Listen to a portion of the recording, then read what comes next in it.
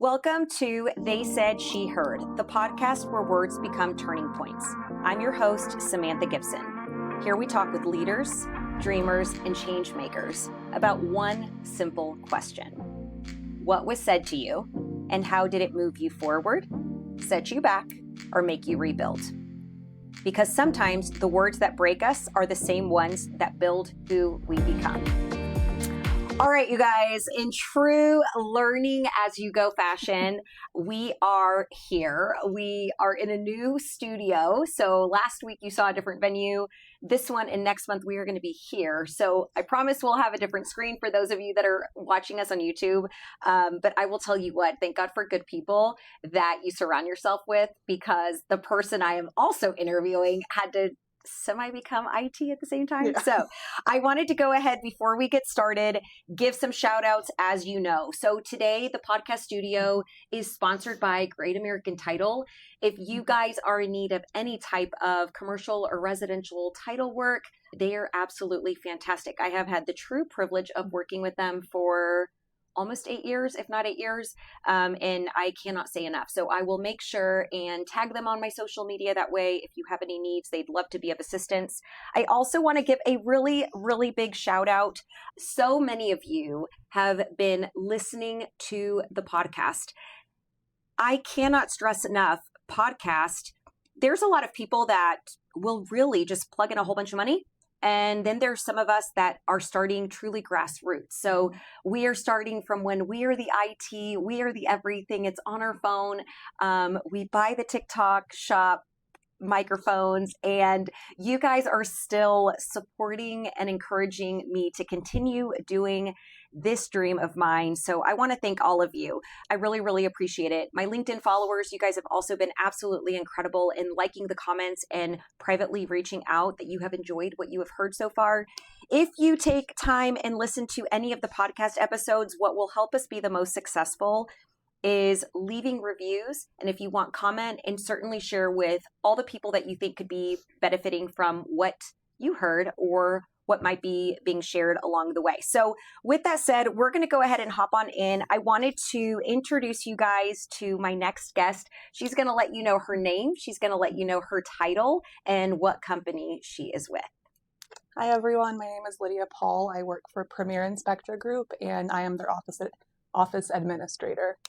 I had the opportunity to meet Lydia through the owner of the inspection company. Him and I met through a networking function, and it's incredible. She was kind. She's considerate. Many people, I think, in the professional realm, sometimes we get so caught up in the busy that even nowadays, I feel when people are talking, they get very rushed. And so you don't even feel that someone is present. And Lydia is completely opposite of that. And truly, she is someone that when I was putting the initial episodes together, it was an effortless decision to say, I want her. I didn't even ask her boss. I asked her to be on the podcast. He's awesome too. His new wife is amazing too, but I wanted Lydia. So anyways, we're going to go ahead and get started. I am going to ask you the question, and then we're going to take it from there. My commitment to the channel is I try to keep us as close to the 20 minutes. So just know that I'll wrap us up when I need to wrap us up. Deal? Okay, so here we go with our question. What is something said to you, and how did it move you forward, set you back, or make you rebuild? Oh, okay, so I've thought about this a little bit, and I want to start off by saying I love my family so much, but we are an Eastern European, very conservative family. Majority of my older siblings got married in like their early 20s, and they value that as success. Okay. So now it's never really from my parents, it's from my older siblings. Like all throughout my 20s, even now in my 30s, they always like make remarks about like, you're not doing anything with your life because I'm not married. I don't have kids. It doesn't matter that I'm trying to build something for myself. So, and for me, that just, I look at it as, okay, so you think my value is only like if I'm a wife or a mother. it doesn't matter what work I'm doing. Like, I'm essentially worthless if I'm not a wife, you know? And that honestly has driven me to just like work harder and essentially just prove them wrong, that it doesn't matter if you're not married, if you don't get married, you know, like you can still have a very successful and happy life. And it's just pushed me to work really hard to get to my goals. And obviously I still have so much growing to do, but every single time I like succeed and like I'll share it with them, and they're always like, oh, great job, but when are you gonna get married? And I'm like, can you just not be happy for me? Right. So yeah, I think I didn't realize how much their comments really affected me until I did get into my 30s, because it's no matter what I do career-wise, they still don't think like my successes kind of sorry, I'm trying to think on how to say it. They don't value my successes as much as theirs because I don't have a family. Yeah. So, you know, it's interesting you share that. I think so I've been divorced twice, but this specific go round, if you will, I've been divorced over 3.5 years. You know, I share with people, and often I get the feedback, right? Like, you could have anybody you want. Yeah. Well, I think sometimes just because you can have anybody you want, and I don't deny, so there's certain facts in my life that I don't deny, right? So when people ask me, I'm sure you get hit on all the time, for example. And I'm like, well, I'm not going to say that because that's not even how I communicate. I said, I will say that I do get reached out to with frequency. That tends to be my line, right? But I'm at this stage of my life where, and I love that you haven't had to have some of those challenges yet, because okay, being married, and I wanted to be a wife. I wanted a career, but I wanted to be a wife, and I didn't necessarily know that I wanted kids. I knew I liked them, but I wanted a career. I was so focused on the career, right? Now I'm ex-wife twice over, 5 children. Like, I didn't catch my own memo. But needless to say, and I bring it to this point, is, you know, I am learning that I am enjoying this peaceful stage of my life where I can focus on myself. I get to focus on what I define to be success. And just because you don't have a husband, a fiance, and anything, I think we need to start kind of shifting the world where, or, and the same thing for men, right? Like, it's okay that you don't have a girlfriend or a fiance or a wife. It's okay. Or even children. I think kids are not for everybody, and they come with their own challenges. And anyone that tells you that you don't have to sacrifice when you start having kids, I think is a liar. Well, yeah, because I always pictured myself being married and having a family like at this age. But, you know, like, it didn't happen. So instead of me just sitting at home living with my parents, waiting for Prince Charming to come and find me, I'm like, I'm going to do something with my life. And not having a partner and not having kids has put me in the position where it's okay to make mistakes. It's okay to try new things, because I don't have to support anybody but myself. So like, if I make like any business mistakes, and like I learn from it, and I don't have that burden of, oh my gosh, like, how am I going to feed my family? How am I going to pay my bills? You know, all of that, because I'm just taking care of one person. So it's really a blessing in disguise. And like, obviously if I meet somebody, that's great, but I want somebody that's just as driven as me and that wants to be successful, you know? And like, in my past relationships, I look back at them, and I will say I'm very lucky with my exes. Like, I've never had a terrible breakup or anything, but looking at their lives now, like, I wouldn't be happy if I stayed with them. You know? So I'm like, I know that it's been the right choice for me. And again, I'm like, I have that luxury of trying new things because I don't have a family to worry about, you know, because you gamble so much more when you have a family, when you're trying to start like a new business venture. Yeah. Because that whole weight is on you.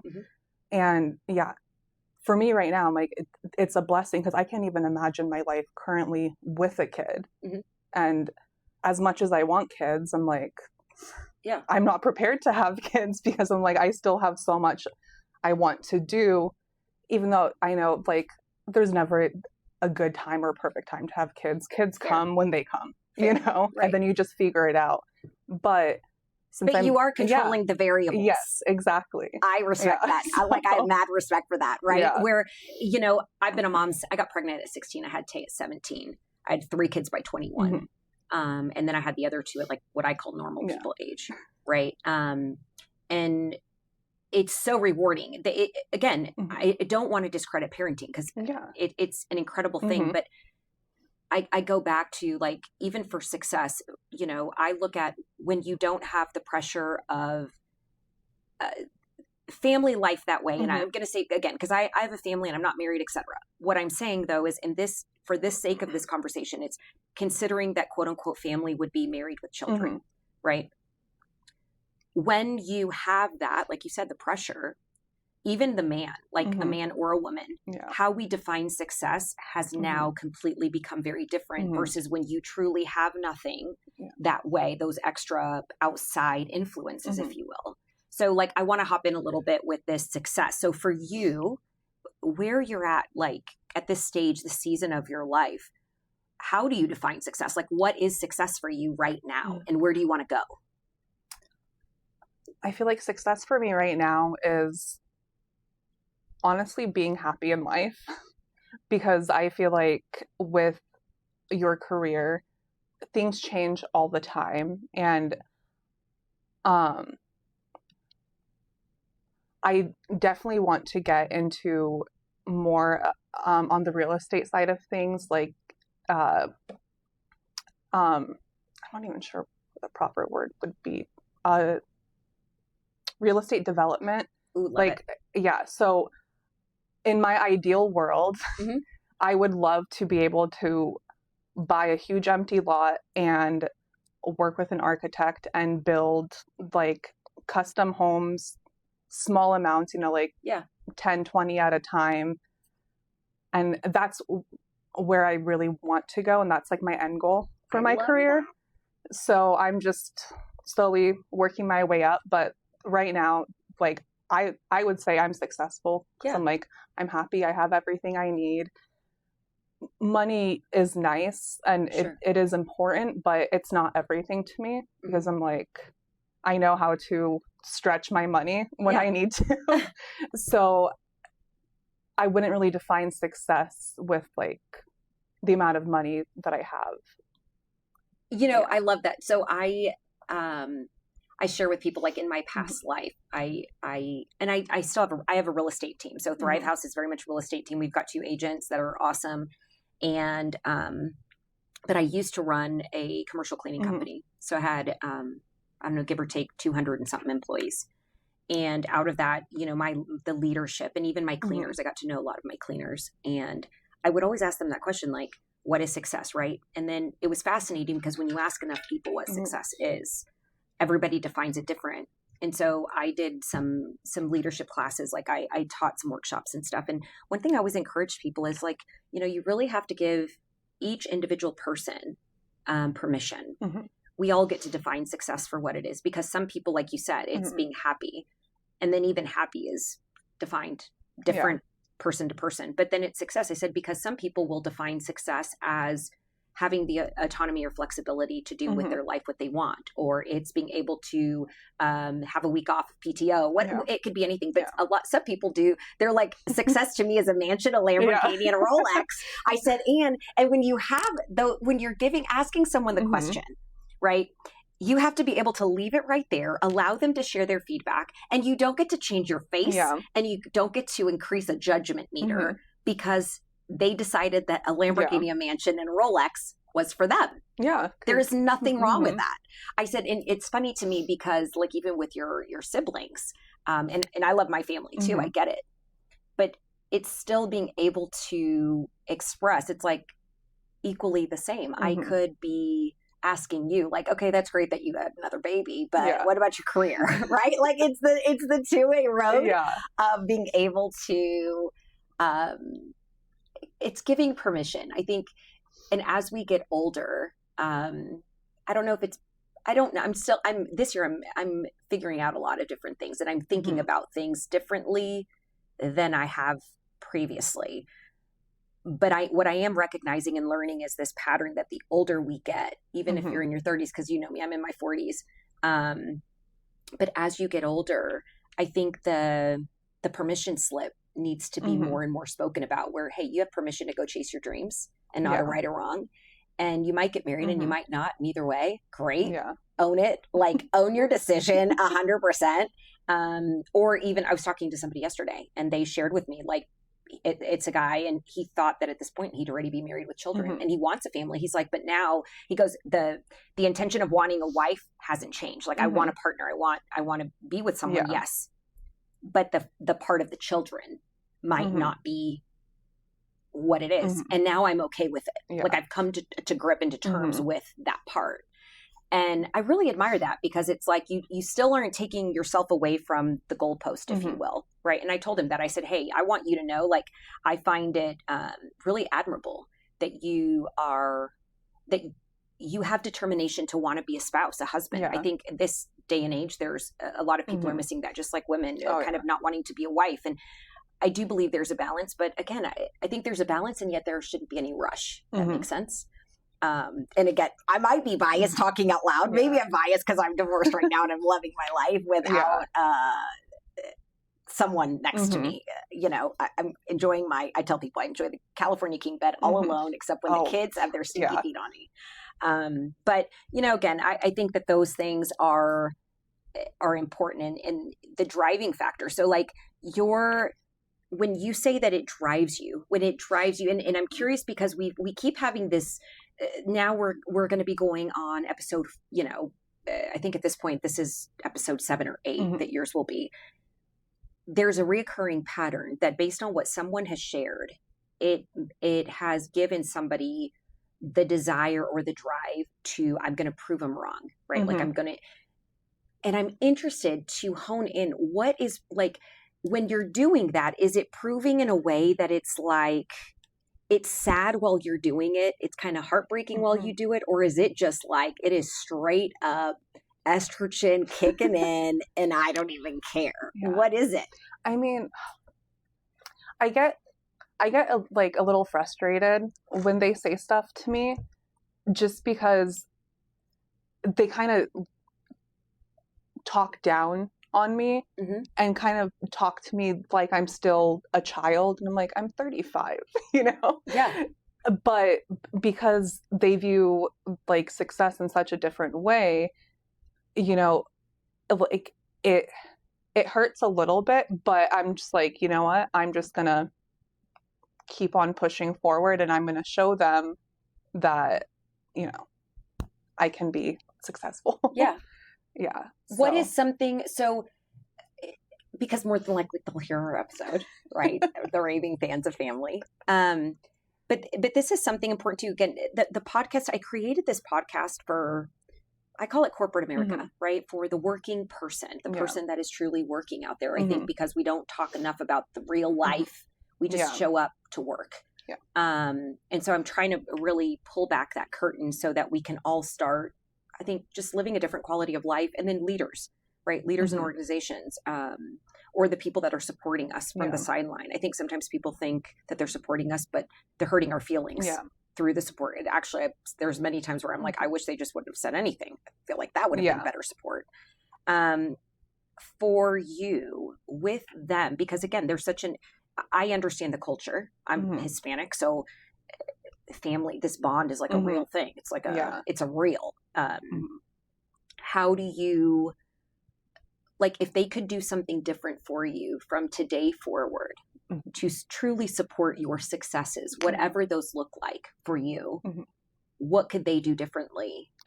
I think just ask more about my career instead of asking about marriage and kids, because that's also something it's out of my control to a certain point, like obviously, like it's not hard to start dating somebody, but it's hard to start dating like the right person, Yes. So I'm like, it makes me dread it just thinking about it. Yes, I get it. So I'm like, I'm not gonna waste my time just dating around because I hate dating. Yeah. So I'm like, just focus more on my career instead of my personal life. Right. And then I think we would be able to have better conversations, because like we're all really close. Yeah. But it's just, every once in a while, without fail, anytime I see them, they'll say something, because they live out of state too. Okay. So it's like, if I go visit, or if they're down here, they're always like, oh. And you can't run away. Yeah. Yeah. And it's a little different now too, because I have adult nieces and nephews that are married and they're starting to have kids. So now they're like, your niece just had her second kid. Yeah. And I'm like, that's great for her, but I'm not there, So. Yeah, I get it. Well, my internal clock is telling me that we're going to get close to wrapping up. So I want to make sure I'll be posting how you guys can stay in touch with Lydia's journey through social media. I really encourage you to follow her. She's awesome. If you want to, I know a lot of y'all on my LinkedIn are developers, so if you want to help mentor her, I know Thomas, her boss, would not mind. He can do the home inspections. He's our home inspector. Yes. But yeah, I would love for everybody to follow you, because I think it's an exciting time. You're really at this really exciting part of your life that I might potentially live vicariously through you a little bit, because I love the aspect of custom home building. Yeah. I am like a junkie with that stuff. But I want to, before you leave, so you get to pick a question.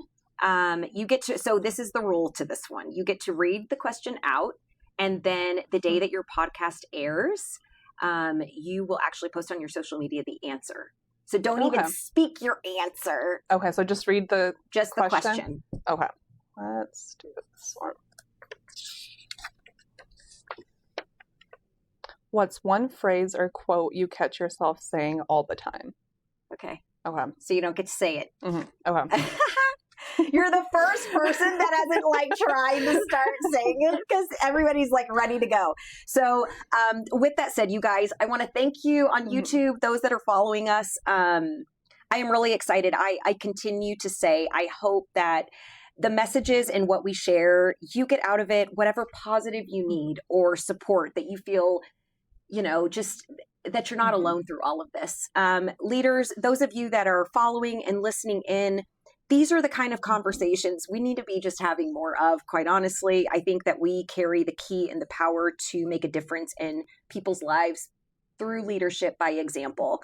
With that said, we're going to go ahead and get wrapped up, but do not forget, I see you, I love you, you matter to me, and with that, we will talk to you soon.